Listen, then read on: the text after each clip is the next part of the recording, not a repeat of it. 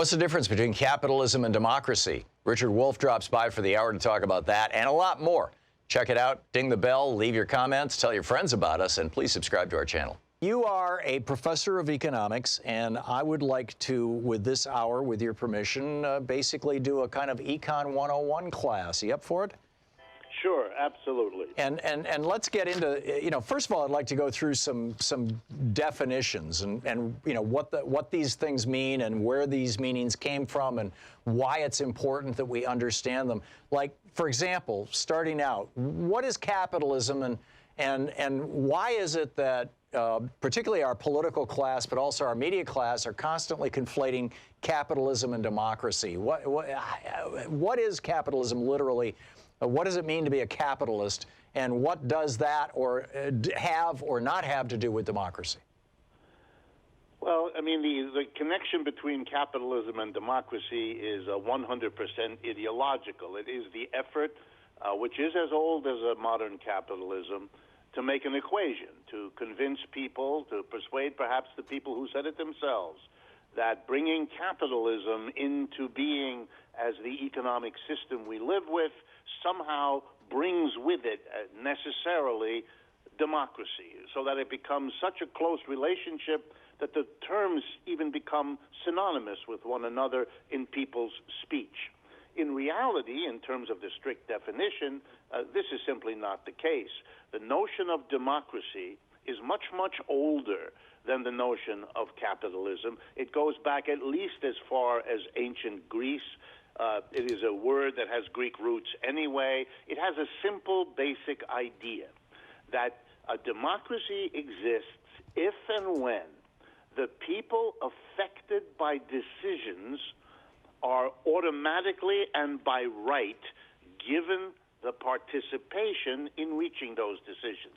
So in a simple example, here in the United States, because, say, the mayor of a community makes decisions that affect the people living in the community, they have to participate. And one way to organize that, not the only one, but one way that we use in the United States, is we have an annual voting or every other year voting, and that gives the people affected by the mayor's decisions a participation in reaching those decisions, because if they don't like what a mayor does, well, then they vote that one out and vote another one in, et cetera, et cetera. Right. So this is a very old idea and really exists separately from the question of the economic system. And I can illustrate it best, again, with ancient Greece.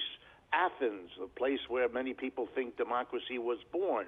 They were very committed to having popular participation in decisions. They talked about it all the time. However, they were also a slave economic system that divided people into the master and the slaves.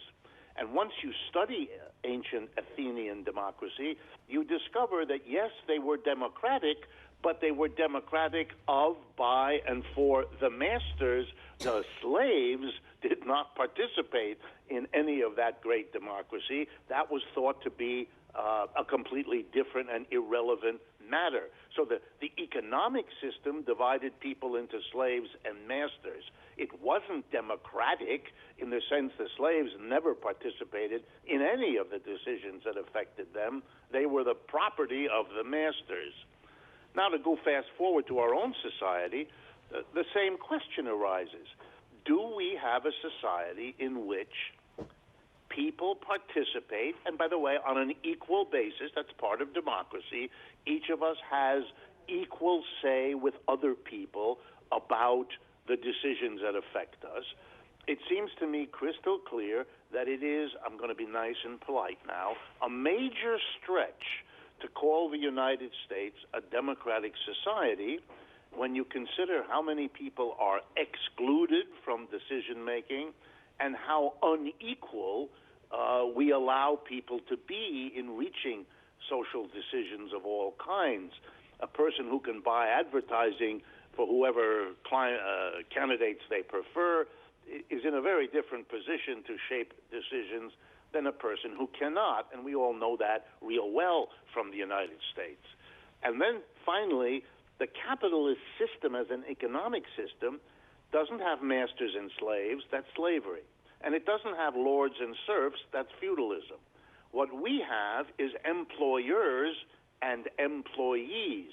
And when you look inside of a enterprise, a place where goods and services are produced, you can quickly identify who are the employees, who are the employers, and in our system, there is nothing remotely like a democracy between employers and employees to determine what goes on inside the enterprise.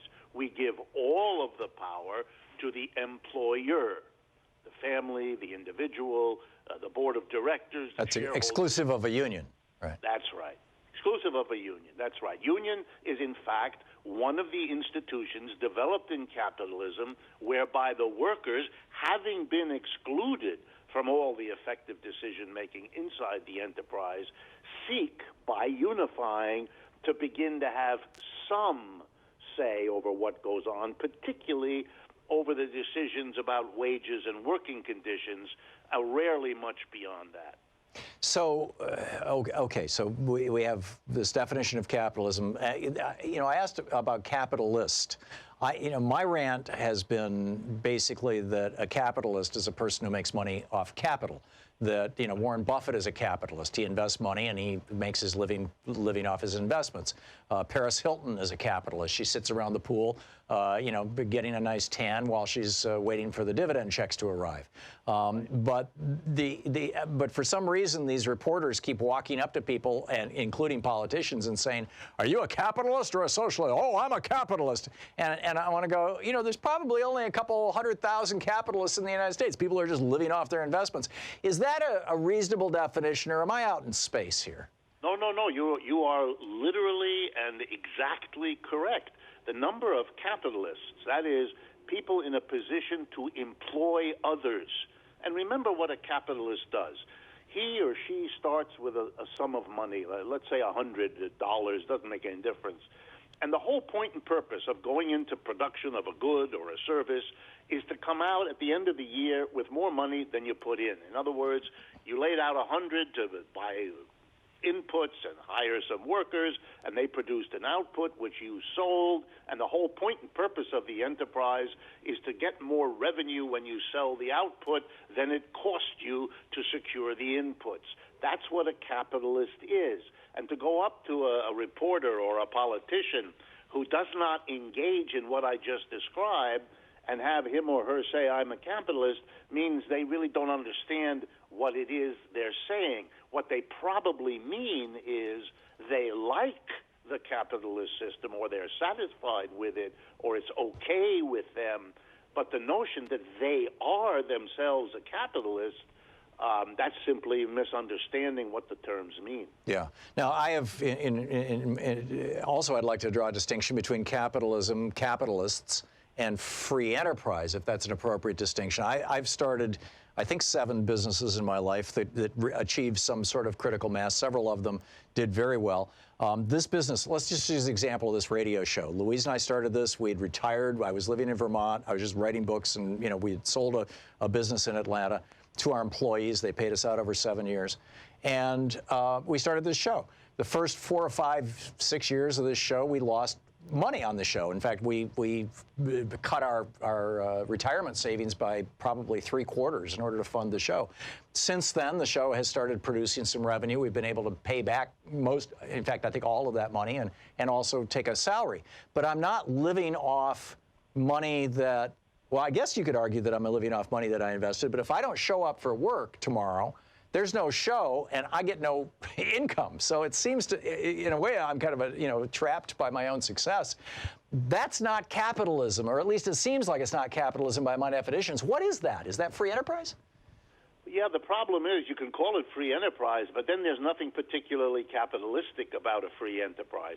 The capitalism is if you're the employer, relatively small number of people, and there's a large number, or at least a larger number of people that are your employees. If you're not in that situation, then the term capitalist really doesn't apply if you're going to be careful with your definitions. The reality is that free enterprise is literally unrelated. I'll give you an example. there were loads of slave plantations. They were not run by the government. They were run by private individuals who set up an enterprise using money to buy slaves and put them to work. They had every right to call that, quote unquote, a free enterprise.